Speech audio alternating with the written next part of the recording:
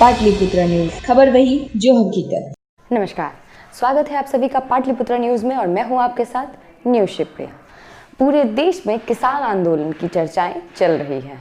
किसान कृषि बिल को लेकर के आंदोलन कर रहे हैं। किसान बिल को केंद्र कृषि एवं किसान कल्याण तथा ग्रामीण विकास एवं पंचायती राज्य मंत्री श्री नरेंद्र सिंह तोमर ने 14 सितंबर 2020 को लोकसभा में प्रस्तुत किया था, जिसमें 5 जून को अध्यादेश के रूप में विधेयक रखा गया था। इस बिल का मुख्य उद्देश्य कृषि उपज व्यापार एवं वाणिज्य को सरलीकरण करना था, जो लोकसभा में 17 सितंबर 2020 को पारित किया गया था, जबकि राज्यसभा में इसे 11 दिसंबर को विधेयक को पारित किया गया। इस कृषि कानून के माध्यम से सरकार किसानों को हो रहे आर्थिक असुविधाओं से निजात देना चाहती है और किसानों की आय को बढ़ाना चाहती है। आज हम चर्चा करेंगे किसान से जुड़े 3 बिलों के बारे में जो अब बन गए हैं कानून। 3 कृषि कानून 2020 जिनका विरोध किया जा रहा है, जिसकी जानकारी कुछ इस तरह है।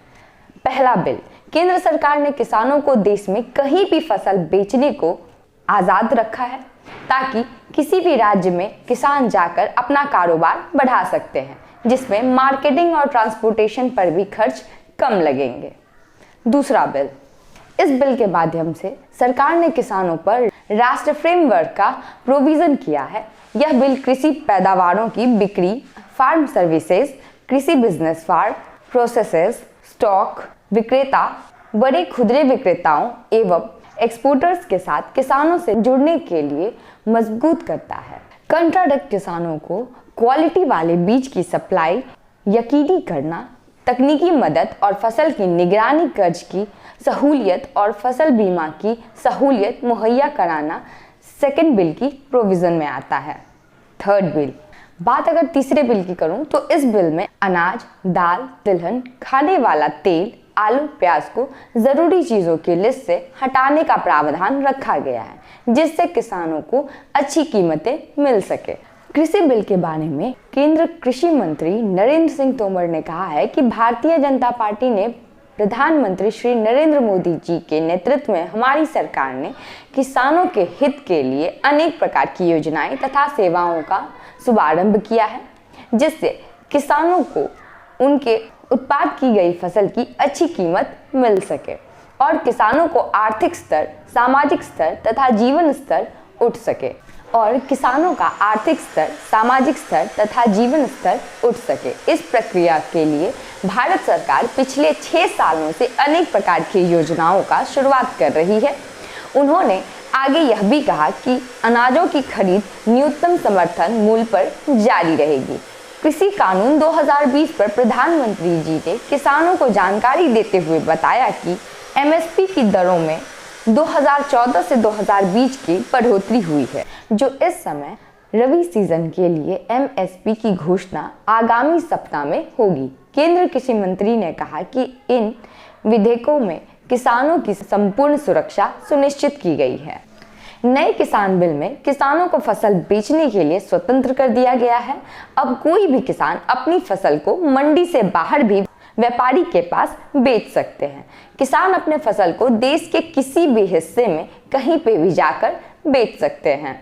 किसानों को किसी प्रकार का कोई भी उपकरण नहीं देना होगा। साथ ही बिल के अनुसार अब माल ढुलाई का भी खर्चा नहीं देना होगा।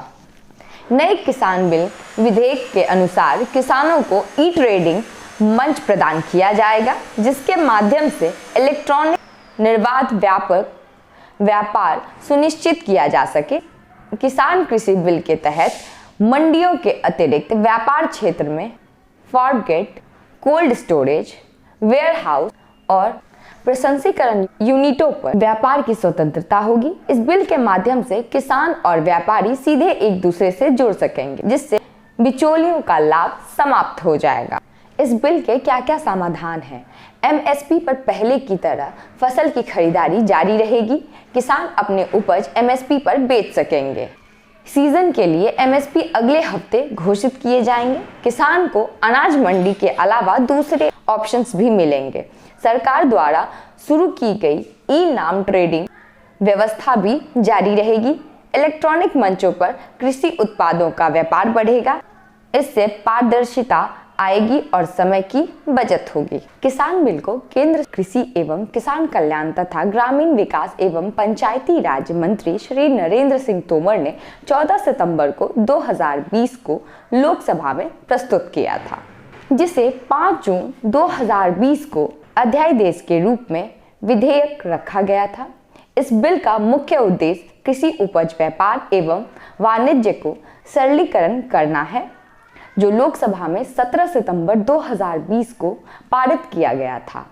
ऐसा नहीं है कि पूरे देश के किसान इस बिल का विरोध कर रहे हैं, लेकिन जो इससे सबसे अधिक प्रभावित हैं, वह इसका विरोध जरूर कर रहे हैं। हरियाणा और पंजाब जैसे राज्य इससे सबसे अधिक प्रभावित हैं। सरकार ने किसान से जो अनाज सबसे अधिक खरीदा है वह है गेहूं और चावल, और पंजाब हरियाणा में गेहूं चावल खूब होता है। खाद्य एवं सार्वजनिक वितरण विभाग की रिपोर्ट के अनुसार पिछले कुछ सालों में पंजाब हरियाणा का 80% धान, करीब 70% तक गेहूं सरकार ने खरीदा है। ऐसे में सबसे अधिक प्रभावित इन्हीं राज्यों के लोग हो रहे हैं। किसान ये सोचकर डर रहे हैं कि नए कानून के बाद उन्हें न्यूनतम समर्थन मूल्य नहीं मिलेगा। उन्हें डर है कि अगर सरकार उनका अनाज नहीं खरीदेगी तो फिर वह किसे अपना अनाज बेचेंगे। अब तो सरकार अनाज लेकर उसे निर्यात कर देती है या फिर और जगहों पर वितरित कर देती है, लेकिन बाद में किसको दे पाएंगे।